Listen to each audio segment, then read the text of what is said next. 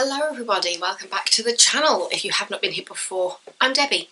I read a lot of books and I have finished the second book of the Bridget Jones books. I was told numerous times how different the second book is to the movie. And as I was reading it was just like, yeah, it's different. It's also very similar because they take moments from this book and adapt them for the film. So there's still elements of that story in there, it's just changed slightly. As well as obviously trying to get Hugh Grant and Colin Firth in as many scenes together as possible because of their real life friendship. And obviously the fight, which in this book, the fight consists of one punch when Darcy turns up at Bridget's house. Yeah, so it's not while they're overseas. I'll just get in with that blurb.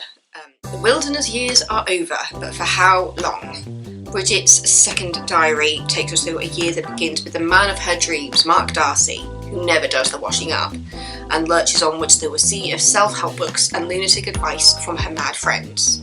Struggling with the challenges of a boyfriend stealing beauty, an 8-foot hole in a wall, and a builder obsessed with a large reservoir fish, Bridget decides it's time for a spiritual epiphany. So she departs Notting Hill for the sparkling shores of Thailand. Bridget is back. It's 432 pages in comedy, contemporary fiction, general fiction, humorous, literary, and romance. This was so good. I did really enjoy it. It was proper laugh out loud stuff. I have just realised the way my hair is formed, it makes me look like I'm not wearing anything. I am. I'm wearing a white dress. We're going to the theatre later today. We'll have to see Mary Poppins at Bradford Alhambra. I cannot wait. Yeah, The Edge of Reason. It's amazing how similar but not it is to the film. I mean, the storyline with the hole in the wall, the builder, I kind of wish that made it in because it is so ridiculous. This builder just keeps turning up at Bridget's house and refuses to leave and basically makes up jobs for himself to do, which Bridget just, because she's a bit of a pushover, just goes, okay. I remember saying when I talked about the first book, oh, she's not quite as ditzy as in the film. No, she gets a bit ditzier in this one. It is just so bizarre because obviously the first film, it begins with her lying down in bed looking at Mark and he stops staring at her, and that's a big part of this. It started off and throughout the book actually of her watching him sleep when they are together, and the skiing trip is there, the trip to Thailand is still in there, and her getting high and then getting arrested. The majority of the film is actually in here, it's just the way it's been done has been flipped slightly because the other woman that in the movie we know to be Mark's colleague is actually the missing friend from the book one. So yeah, it's the missing friend, it's Rebecca that they made no attempt to bring into the movies. Rebecca is after Mark, not Bridget, as they do in the film. Because obviously in the film, the other woman, you find out she's actually attracted to Bridget and not Mark. Spoiler alert for the film. Rebecca is on the warpath with Bridget, trying to steal Mark away from Bridget. And yeah, so you've got the ball that Mark invites her to.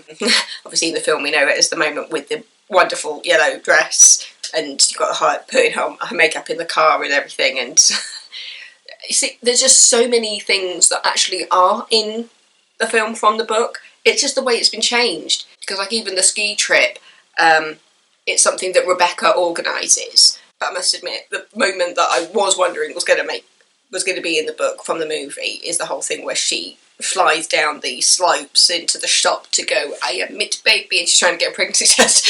Because that moment in the film is so funny. But yeah, that's not in the book. It's not in the book, but she does have a pregnancy scare in the pages.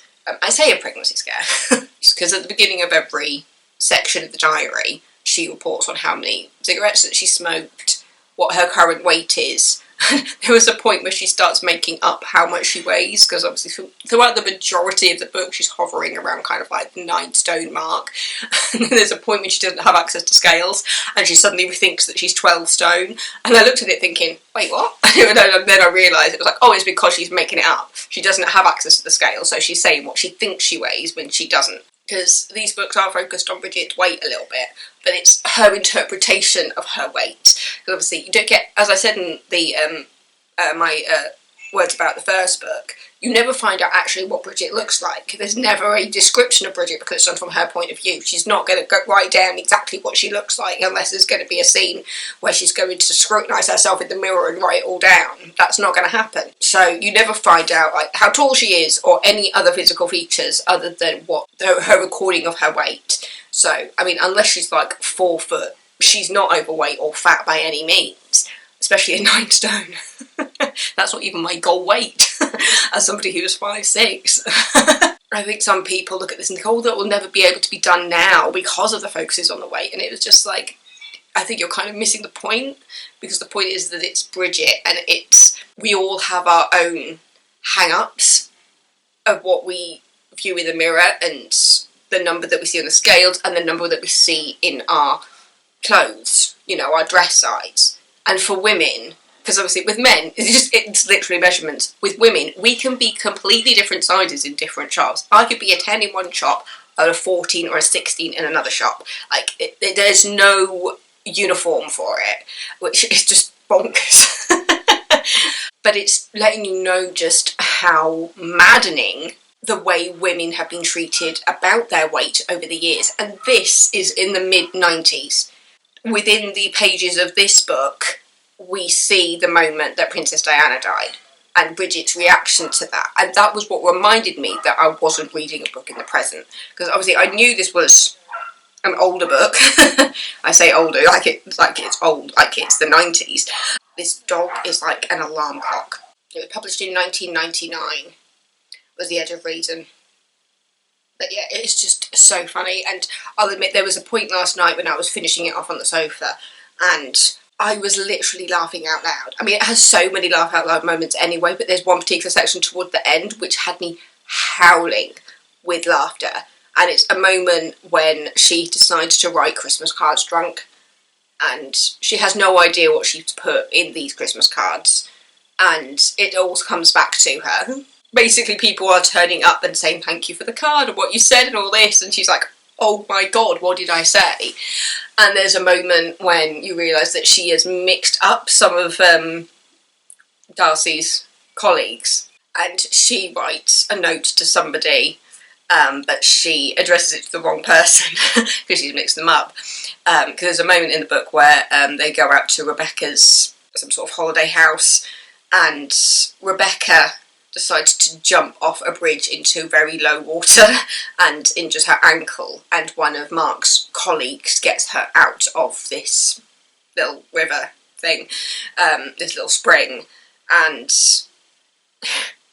there's a reference to that in the letter that she writes to the wrong colleague, and she talks about his glistening body as he takes Rebecca's body out of the spring. It's making me laugh now with just the visual of it, and it's just, you can almost feel Bridget's foot in her mouth as she realises what she's done. I don't know why that made me laugh so hard, but my mum and dad were going, what are you laughing at? It was just like, it's Bridget Jones. But the letter, when Mark reads it back to her and says, this is what you sent to this man, who is not Giles, who we were on holiday with. It's just so good. It is so funny, and I think women will always identify with Bridget, because even though it's for her, Bridget, it's her weight, but we all have something. We all have something. It's horrible, but it's always there. We all have some kind of insecurity. It's not there every day, but sometimes we can just have a look in the mirror and just go, like, I feel fat today, even if we're not. Like, it's just a universal female thing, I think, at this point. So I think Bridget will stand the test of time. Yes, there are things in there which we wouldn't repeat now. I mean, this one has a whole storyline, because as I said with the first book, there was a whole storyline with her parents that was completely omitted from the film. Again, there's another one in here where her parents go to Africa and come back with a gentleman called Wellington. There's a whole storyline about Wellington which did not make it into the movies. And so, yeah, I think it's because it would have been a lot for a film to concentrate so much on her parents when this is Bridget's story, so I think that's probably why they didn't include it in the film. But yeah, it's so good. It is so funny, it is hilarious, it is proper laugh out loud stuff. And when she is arrested in Thailand, it's like the whole thing with like the Wonder Bra and stuff and the teaching the Madonna songs and stuff, it's still in there. And so I was just like, yay, this is something that from the movie, because when I was told how different they were, it's just like, how much am I going to already know and how much am I not going to know? And I think that's what happens when you have like a book to movie adaptation. You're wondering what will make it in. So having watched the movies first years ago and absolutely loved them, and obviously there's been a new one recently as well, the new film, which I could not stop crying. I think it'll take a while until I can watch the new movie again. It was like tears of joy and also just tears because it was just such an emotional film. Yeah, I mean, I know it'll take me a while to watch that one, but yeah, on the books it's Bridget Jones's Baby, which is next, and again I don't know how similar that is, but the biggest thing, difference-wise, is the appearance of Daniel Cleaver, because obviously in the movie they have him turn up and she goes and works with him and they do like this whole documentary type thing about overseas and everything. And that's not why Bridget goes to Thailand in the book. It's literally just a holiday, and there's no travelling with Daniel in the book, though there is the infamous moment of trying to find out where Germany is from Bridget. Yeah, because it's Tom, her friend, tells Bridget that the reason that Daniel stopped dating her is because she couldn't locate Germany on a map. And then Bridget goes off and looks it up, and then she finally calls Daniel back in the book to tell him that she knows where Germany is now. And obviously in the movie, they are together when that happens. It's not like a he said, she said situation. It's just like, no, it's just, they're both in the same room for that conversation. It was obviously just a point to try and get Colin Firth and Hugh Grant on screen as much as possible, which I'm very happy they did, because the genius of those two on screen together is absolutely brilliant. Because in the movie, it's Daniel that finds her when she gets high off the magic mushrooms. In the book, she knows that she's eating magic mushrooms. And obviously Daniel's not there, it's her and Shazza and the guy that Shazza meets on the plane. So yeah, there's so much that is there, but it's also very different. I feel like I'm just talking nonsense at this point, but yeah, it's similar but also very different at the same time. As I said, you know, you've got that whole storyline with her parents going to Africa, which didn't make it into the film. It's just like the first book, where there was that whole storyline about her mother getting involved with Julio, not Julian, Julio, who's trying to sell illegal timeshares and stealing everybody's money, which makes her mother a fugitive at one point in the first book. It would be incredible if they ever decided to do something about Bridget's parents and sort of do, give us a TV series about Bridget's parents, because that would be absolutely epic. Bring all the original actors back, please. Because the shenanigans her parents get up to in these books is so funny. So the fact that those storylines didn't make it into the movie are kind of a bit of an abomination, really. But yeah, if you have not read the books, I definitely recommend them. As I said, I was just laughing out loud to myself on the sofa finishing off this book last night, mainly at the Christmas cards coming back to buy her. But it's just so good and so funny and so ridiculous. And you know, I'd already fallen in love with Bridget from the films, with Renee Zellweger playing Bridget, and because I've got quite a visual, I'm quite visual when it comes to reading. Like, I imagine the pictures and the images in my mind as I'm reading. So as I'm reading this, I am seeing Renee Zellweger as Bridget, I'm seeing Gemma Jones as a mum, I'm seeing Jim Broadbent as a dad, I'm seeing Hugh Grant and Colin Firth and everything. And also, I'm sure anybody who has seen the film, possibly some of the extras, might know this. In the book, because I mean the first book already made reference to Hugh Grant, the actor. This one, she has a whole interview with Colin Firth, which was obviously not in the film because Colin Firth was playing Darcy.